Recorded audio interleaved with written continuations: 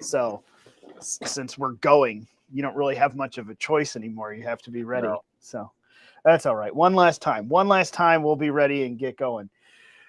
Oh, well, we are live. It is Thursday. It is noon. It's actually a minute after noon. Andrew and I got lost in talking and bantering back and forth there. We were staring deeply into Bobby Kennedy Jr.'s eyes on Instagram, and just everything disappeared. But we're back. We're back. We're here. We're live. We're ready to go and talk one more time with you. And I say one more time because while all of you, I'm sure, have gotten used to Andrew and I going back and forth here over these last few months, this is, in fact, Andrew's last regular appearance with us as a co-host. He'll still be back on. We'll pull him on as we have stuff going on. But Andrew's moving off into newer and better things than this show.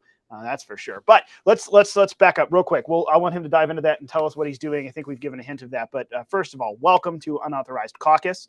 It is Thursday. It's noon, and today is very unauthorized. However, particularly, we are excited as we run into one of our favorite holidays here in America, the celebration of the official birth of liberty here in America. Even though the roots come farther back than 1776, July 4. Here we are upon that anniversary. So you don't miss out on all the festivities. Phyllis Schlafly was very fond of this holiday and what it means, not just the fun that we have with it today.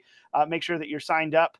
The email list, go to phyllisschlafly.com, sign up. You'll get not only the notification that this program is going live soon, but you will be peppered this weekend with some really neat historical content, some great things to do with your family and friends. I promise you want to sign up there. And then, of course, wherever you are, hit like, share, and subscribe. Send the link along to a friend so they can join in on the discussion.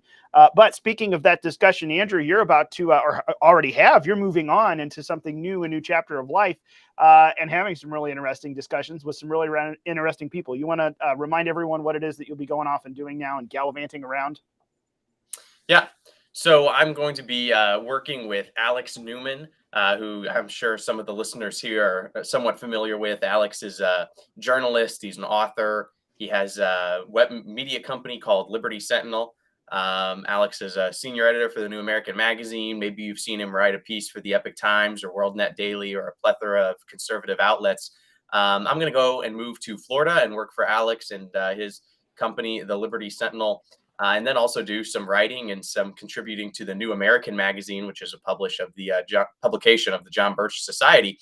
So I'm really excited to do that. And the best way to follow that work is if you go to libertysentinel.org, and there's going to be a little pop-up window when you go to that site. It says join the Substack newsletter. Those go out twice a week. It's just like Ryan says when you sign up for the Wink. Phyllis Schlafly email, not selling it, not trading your data, just trying to get the best information to you to help you stay free. So I'm going to be doing work with Alex Newman, excited to do that. And there's going to be a lot of crossover, I'm sure, with everything that Phyllis Schlafly Eagles is doing and what Ryan is doing. It's been a pleasure to be on this program with you week in and week out. For how many months has this been? How many months have we been doing this? It's been a while. You stepped in. Let's see here. We were, I think everyone was used to Joanna's face on this program next to mine. Yeah. And then you stepped in last fall when she left the organization. So It has been a number of months now, over half a year. We'll call over it half a year.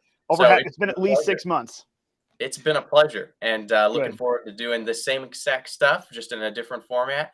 And stay tuned to Unauthorized Caucus, because this is a good program that Ryan puts on through Phyllis Schlafly Eagles, bringing you news and commentary that you don't find elsewhere. And that's really the big thing. And we've talked about that a lot on this show, is that the mainstream media does not get the content and the news and the truth to you in a manner in which conforms to fact and reality. And that certainly is the effort and the endeavor that we try to partake in here on Unauthorized Caucus. So stay tuned to it. Absolutely. You heard it from Andrew. Stay tuned here. And also I've just dropped the links down in the chat, both over here on Rumble and also on YouTube. Should be into Facebook as well. The Liberty Sentinel, the New American, those are two of our favorite news sources. The New American I'm on every day. And I guarantee it's something that you will benefit from as well. Great magazine to get to your house, great digital news source to go to. One of the top two that I use every day and that a lot of us here do at the office. So, Andrew, we're excited for what's going on there. And I'm excited particularly. We know that Alex is doing incredibly important work, and we need more young people like him, like you. We're going to, he's a little older than us. We're going to lump him in together. I'm a little older than you, to be honest, but we'll all lump us in together. We need more of the stalwarts of this generation and the ones coming up still to move into some of these really rock solid, principled understandings of American liberty, where it came from, where it's going, how we preserve it, not just the flashy, title, not just the partisan politics. So that's an incredibly important thing. And I hope that all of you will go and check out those links. Everyone, I see we've got Phyllis, we have Christ Crucified for You. We've got a few of the folks that are our regulars that are coming in wishing you well. So hop into the chat after this if you want. Do some replying and let people know that you saw it. But we've got a couple of things that we want to talk about today on Andrew's exiting week, at least as a regular co-host. So first of all, I'll just go ahead and say the big obvious: Independence Day. Independence Day is coming up on Tuesday. We won't be with you again until after that. So I want to make sure that all of you remember and recognize, remind all of your friends and family, not just that it's barbecue season, but why we have barbecues, parades, and fireworks. Do us a favor. And you're going to see some of this. And if you're subscribed to the email list, I hope you are. Otherwise, you're going to miss out on it. Go and read the Declaration of Independence. Read it out loud with your family, even the long list of the train of abuses that they sent back to King George. Go and read it and understand where this came from, that this is not just some cavalier, we want free of you people over there across the pond. This was a long process, years of British citizens saying, treat us as citizens, give us the rights due the British citizenry. And after being denied that, finally, at the end of everything, saying, we're done. We have dissolved our political connection because you're a tyrant and you're not listening. So it's a lot more than just this cavalier American spirit of freedom. There's a real yearning through the system to take hold and say, we must change how, government is treating its citizens and the relationship between government and citizens. And we opted, of course, to go not with a monarch, despite some of the wishes of those who wanted George Washington crowned as king. Thankfully, that one didn't get through, which brings us to our hot topic. I'm going to post a link as we get into this. I want everyone really go and read the Declaration. If you don't have copies, well-worn copies that you should be able to pull up, shoot me an email, ryan@phyllisschlafly.com. I'll send you one. I would love to send you a Constitution. I'll pop it in the mail with a thank you note for free. But if you don't have one of those, I'm going to pop the link down in the description. Seriously, read the Declaration of Independence this weekend. But what that set forth was the path that hurtled us toward the Articles of Confederation, then the Constitution. The Constitution set up so many incredible systems, including our elections. And man, are we getting into a very interesting election season. They just keep getting more interesting. 2016, 2020, now 2024. The Kennedys are back, for crying out loud. The Kennedys are back. I don't even know what 2028 is going to hold. I don't want to think about it at this point. So RFK Jr., I think that there's a very interesting discussion around him here. Love him, hate him, appreciate what he's doing, appreciate what he's saying or not. I realize as I look at the live stream over here on Rumble, I'm waving my hands a lot. So Andrew, I expect you to balance me out by keeping your hands below the camera. But RFK had a town hall last night, and there was some really interesting stuff. As a conservative, I had some question marks about how some of the logic applied here, but not here, and this and that. But there's some really interesting things. What was your takeaway from the town hall last night? What do you think that means, not just for the conversation about politics in America, but for the Democratic nomination, if anything at all? What's your take on the whole thing, Andrew? I'm kind of curious. Well, yeah, I think it's really interesting. Last time I checked, we'll start with some data here. Last time I checked, Robert F. Kennedy was polling 22% among Democrats, which is actually really impressive. So he's polling 22% last time I checked. Now that was a week or so ago, so that could have gone up or down. Hopefully that would go up. But he was at 22%. So people like him. People like what he's saying. But he's really running on a handful of platforms. He's running on free speech. He's running against censorship. He's running for people's bodily autonomy when it comes to vaccines and vaccine research, not to be able to have to be forced to take these certain injections. He's running on the platform of restoring this kind of middle ground populism that pulls Democrats and Republicans. It's really interesting. If you don't agree with everything he says, you still have to kind of respect it and watch it. At the town hall last night, he said he was proud that Donald Trump liked him. He was proud that Donald Trump thought he was a good person, which was really interesting. And the big thing I paid attention to and listened to out of this town hall with Robert F. Kennedy Jr. was, of course, the vaccine information that he was giving. He was talking a lot about medical freedom. He was talking a lot about the CDC, the World Health Organization, the Bill and Melinda Gates Foundation, and a lot of these nefarious endeavors that are taking place in regards to medicine, the testing and approval process through the FDA for said medicines. And really all he's calling for, he's saying, listen, guys, I'm not anti-vaccine. I'm not anti-medicine. I'm not anti-science. But what I'm calling for is more rigorous, more long-term, more documented testing. And he cites a time he sued HHS and Dr. Fauci, asking for a specific reference of testing that they claim that these 70-something vaccines that are required but essentially mandated for kids who are born, show me the long-term testing for these vaccines. And he sued HHS, he sued Dr. Fauci, and they, after a year of stonewalling, he said, they could not produce any documentation that says that they test these vaccines in the way in which they say they test them. So it raises some really good questions. And it was really interesting. They had questions from the audience, and a guy named Dr. Butt, which is an unfortunate, name, but that's what his name was. He came up and he asked a question to RFK, and he said, how can we win you over to the side of science? How can we bring you to the realization that these vaccines save lives? And RF Kennedy just, in kind of Michael Jordan fashion, grabbed the question and slam dunked it in about 13 minutes. And it was impressive. And I'd, suggest everyone go and watch it. And it just brings us back to the point we've made on this program time and time again, that if you agree with Robert F. Kennedy or not, he is destroying the deep state establishment narrative, whether that be regarding the assassination of his uncle, whether that be regarding vaccines, whether that be even some Second Amendment things. He has some very contrary takes. And as conservatives, maybe we don't agree with it all and every detail what he's saying, but he's pushing back against the deep state Democrat, traditional radical leftist talking point, and he's polling at 22% in the Democratic primary. This tells me that some more sane Democrats who are just the average subdivision office suburbia Democrats that you might run across in work or in your neighborhood are sick of the radical Marxist, cultural Marxist push of the Democratic Party. And maybe they're not red-pilled and they're not going to move over and vote for Trump or something like that. But they would listen to somebody like Robert F. Kennedy, who says, you know what, we need to reform the Democratic Party. We need to go back to these ideas that built this idea of liberalism in a more true sense. And there was a clip I saw this morning of RFK again talking about the Constitution of the United States. And he was saying that the Constitution doesn't have a pandemic clause in it. It doesn't have a pandemic exception in it.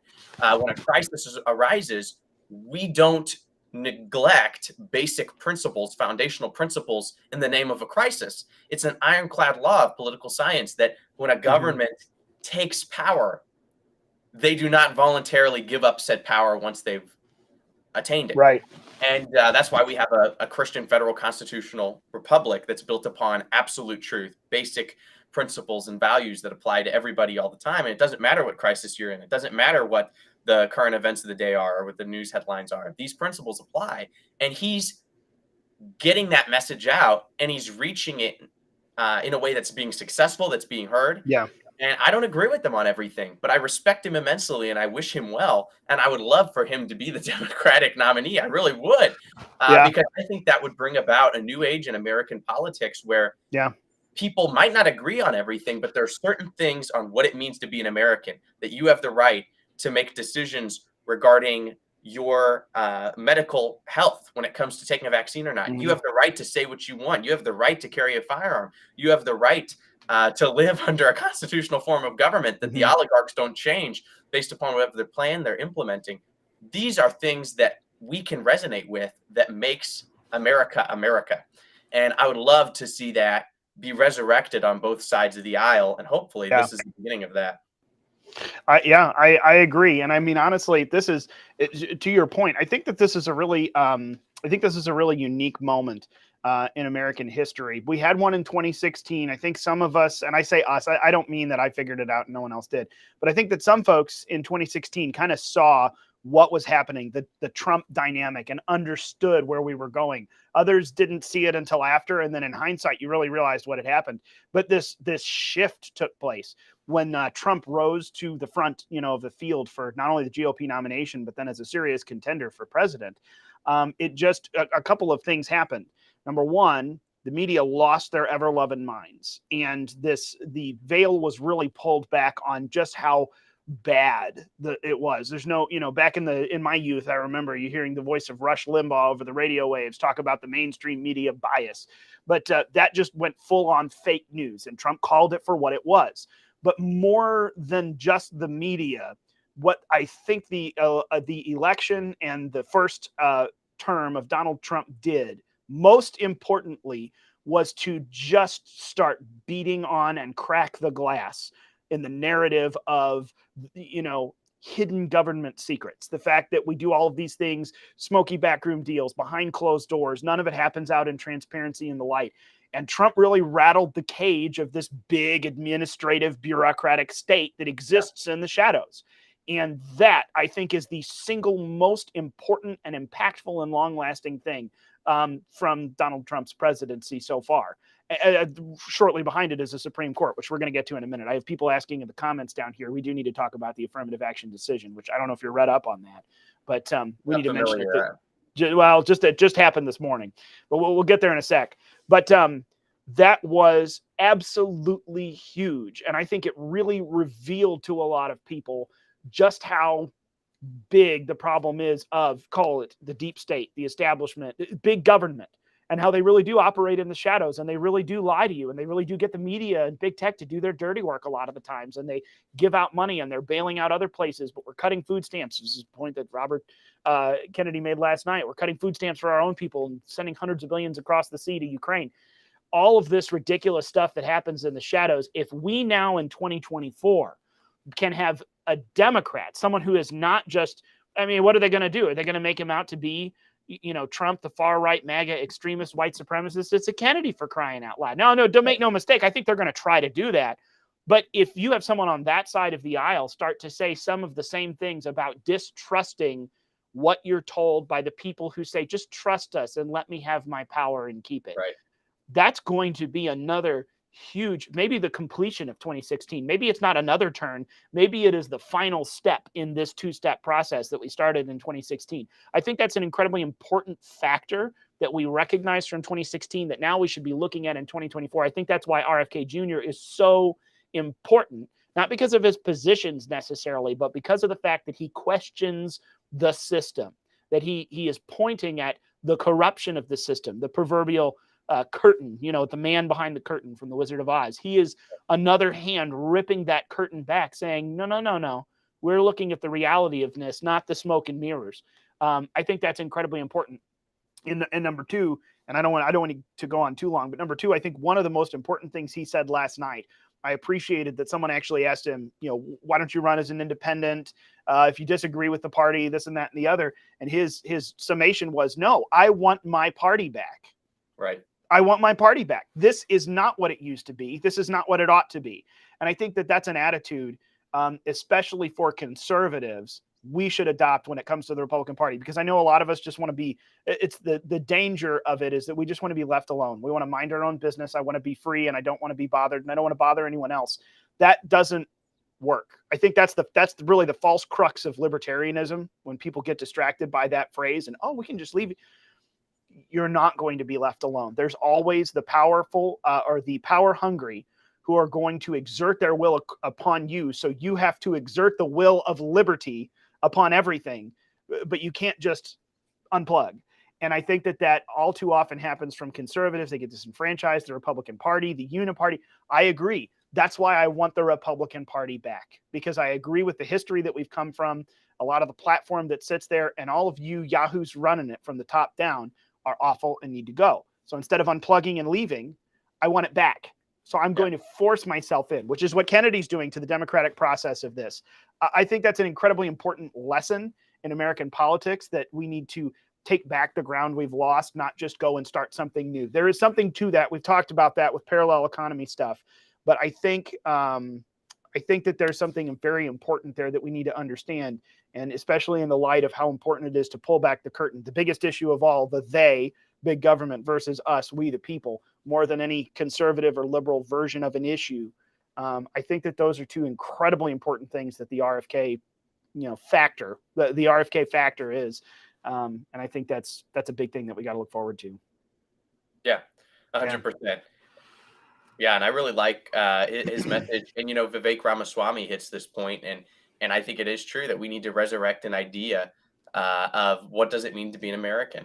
And I think that is a message that can go across party lines, and there are things that are non-negotiable. I certainly agree with that. But when it comes to policy, there's no doubt. But I miss in America, we did see a part of that in Camelot, where there was a difference between the parties, no doubt, but there were shared ideas of what it meant to be an American, and we have totally lost that. I mean, that is so gone; it's not even funny. If you ask a Republican and a Democrat, what does it mean to be American, you'd get two completely different answers, and that needs to change. And I do see a resurrection of that ideology coming through Robert F. Kennedy Jr., and that's what excites me. So I hope he keeps going. And, if he wins or not, it's kind of almost irrelevant because he's bringing about a conversation. And he's making headway. I think I read, and I could be wrong on this, so don't quote me on it, but that he raised $100 million and he was polling at 22%. I know he is, polling at 22%. The $100 million raised, I'm not 100% sure of. But he's doing really, really well. And I know somebody just said in the comment, the shared idea is the Constitution. And that's right. And that's what it does mean to be an American. And you can have your opinions on certain political points, and they can be absolutely wrong. But you can still support and defend the Constitution. And every elected official should do that. That's a part of the oath you take, right? Is to uphold and defend the Constitution. Everyone should be on the same page of that. That is not a negotiable issue. Okay. That is a non-negotiable. So you might have your policy differences, but at the end of the day, we should all be for our federal Republican limited constitutional form of government, and for liberty and for freedom. And I would love to see that come back on both sides of the aisle. Okay. Absolutely. Absolutely. I don't have anything else to add. We'll close that there. But yeah, let's dive in. We're talking about the Constitution, and the Constitution being the shared idea. I'll drop this on you, Andrew. We didn't have this prepared to talk about, but it did come down this morning. The 6-3 decision, basically saying that Harvard and University of North Carolina have violated the 14th Amendment with their affirmative action admissions policies and process. So this is a biggie. This is a very big biggie because I think it's only come up a couple of times, but affirmative action, or rather, I guess what you call reverse racism, has been affirmed by the Supreme Court a couple of times now in so many ways. But 6-3 along the ideological lines, Chief Justice Roberts, the swing vote, not having, stop. I was about to say something mean, but I won't. Chief Justice Roberts, kind of surprisingly, though not shockingly, joining the conservatives, and 6-3 ruling against Harvard and UNC. There are some really important things here. I think that this is an incredible precedent. It's not just the decision, but they've actually, kind of like when someone handed them the opportunity with Dobbs to actually make some sweeping statements on Roe. Someone handed them an opportunity, and not only very specifically and narrowly, but broadly, they set down some incredible things. And of course, Justice Thomas coming in with that concurrent opinion is good. But here's what Chief Justice John Roberts wrote. Essentially, Harvard and UNC's admissions programs had lacked or were not sufficiently focused on measurable objectives. And instead, they were employing, other stereotypes, racial stereotypes. But here's what he says. Those admissions programs cannot be reconciled with the guarantees of the Equal Protection Clause. Many universities have for too long wrongly concluded that the touchstone of an individual's identity is not challenges bested, skills built, or lessons learned, but the color of their skin. This nation's constitutional history does not tolerate that choice.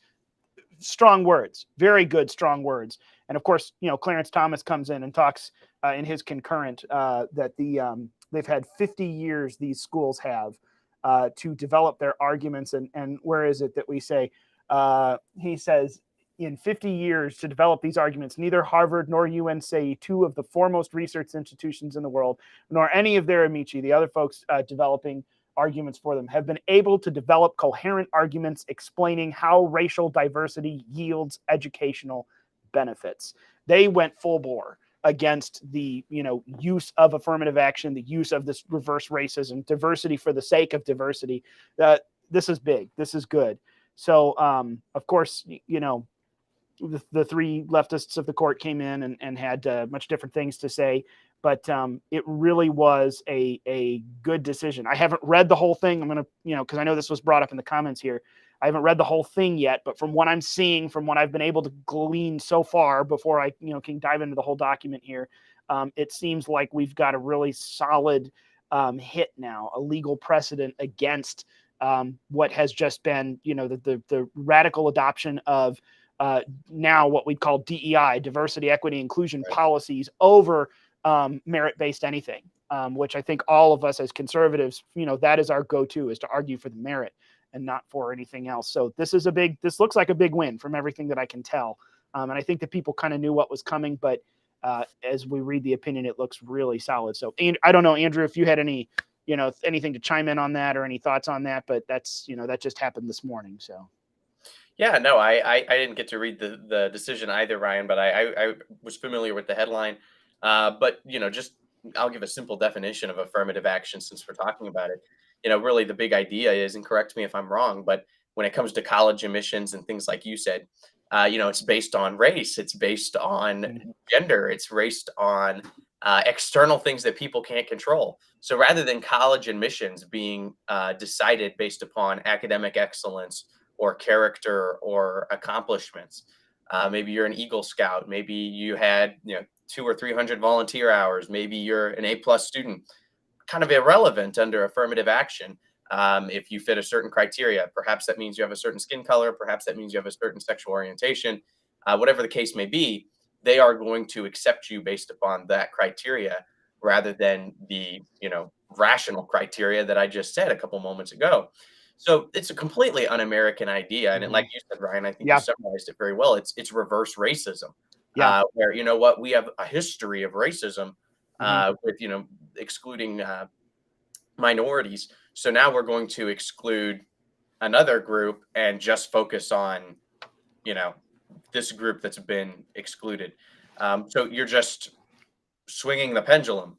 It's the same evil that you're complaining about. You're just focusing it on a new group now, rather than actually fixing the problem and just focusing on character.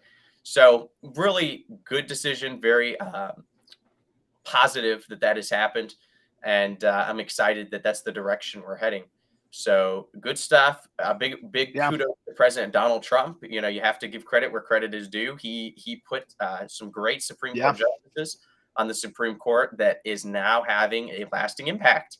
And that is the kind of result of this saying we hear all the time: elections have consequences. And Donald Trump was elected, and this is the consequence. We're now 7 years later? And his presidency and his administration is still having an impact. So remember that when you vote in the upcoming presidential election. What's going to happen 7 years from this election? And after this person is inaugurated, what is going to be the legacy of the person you elect? And so far for Trump, the legacy has been great. Yeah. And I mean, that's the legacy right there. The Supreme Court, thank you to, President Donald Trump, just correctly ruled that race-based affirmative action is in fact unconstitutional and illegal according to the 14th Amendment. So it was good stuff. Very good stuff. That was, I saw another here. I want to read this off and close this out. Another good quote from Roberts. Roberts, man, when Roberts does well, Roberts does well. It's just, it's not all the time, but when he does. But that's the summation here. But when a university admits students on the basis of race, it engages in the offensive and demeaning assumption that students of a particular race, because of their race, think alike, at the very least alike in the sense of being different from non-minority students. In doing so, the university furthers stereotypes that treat individuals as the product of their race, evaluating their thoughts and efforts, their very worth as citizens, according to a criterion barred to the government by history and the Constitution. Man, it was good. It's good stuff. They called out for what it is. And this is just one of those things that I feel like has seeped into our consciousness, and we're not even fighting over it anymore. We all know that we don't like affirmative action, but it's just a thing that we have to live with. No, it is not. It is, in fact, against the very constitutional principle upon which everyone claims to be. It's good stuff. I hope that this, and I see someone asking down here, interested to see how this decision flows outward. I don't know, but I hope that it flows outward very strong, very far, very harsh, because there's a lot of good stuff in here that is setting down principles for us to fight over for a long time. This is a good precedent as far as I can tell. So, yeah, that's a good one. That's a good one that I think is very necessary. So that's a pretty full-fledged caucus. I think we've hit a few good strides. So yeah, 100%. I agree. So yeah, I guess we should, Andrew, we'll close it out there. And we'll leave it. We've got our holiday weekend coming up. Don't forget, go back in. By the way, I'm gonna post this. I don't have a title for it, but I'm going to go ahead and post this. The Federalist has a good article tearing apart a lot of these different things in the decision. If you don't want to go and read the whole Supreme Court document, go read that. Go read the Declaration of Independence. Go celebrate with your family and friends the legacy that has been given to us by our founding fathers, not just what we can do now. Go shoot some guns because America. Go barbecue some meat because America. But remember why we can shoot guns and barbecue meat, why we're different than Australia, why we're different than Canada, why we're different than all of the other nations of the world who have taken these little inkling steps toward freedom. The founding fathers of America understood freedom. They understood where that freedom comes from and then how to employ it and protect it in society. We need to understand it too, if we are to return to it and protect it once again. Andrew said it. You just heard. People always talk about a democracy. Oh, we're a republic. Well, we're a little more than that. We are a constitutional federal republic. And if you go back, it is extremely undeniable. We are, in fact, a Christian constitutional federal republic. That is the kind of government we have. And this weekend, we get to celebrate why that is, what we did about it, and who the men were who actually signed their names, pledged their lives, their fortunes, and their sacred honor, and put it on the line for us to be here today having this conversation, to be here today fighting these battles. So let us remember that. And join Andrew and I know we'll have an especially exciting and nerdy holiday weekend going into all of these things. I hope that you all do too. And we are very grateful for you joining us. Come back next week. We've got some new and exciting stuff going on. Obviously, Andrew's gone and you're not stuck with just my ugly mug, but we will announce all of that next week in a new birth year for America. It's 247th year. We're going to save all the exciting news for year 247. So thank you for joining us. Thank you, Andrew, for all of these months being with us and having good discussions and getting into some good topics. I value your opinion. I hope that you and Alex are able to do some really incredible things in all of his organization as you guys spin up some neat stuff over there. We appreciate you being here, and we look forward to continue having you tied into the Eagle family. So with that, we'll close it out. Thank you, everyone, for being here. We will talk to you next Thursday at noon for another very unauthorized caucus in year 247 for our great nation, the United States of America. Thanks, everyone, for being with us. Thank you, Andrew, and we'll see you all.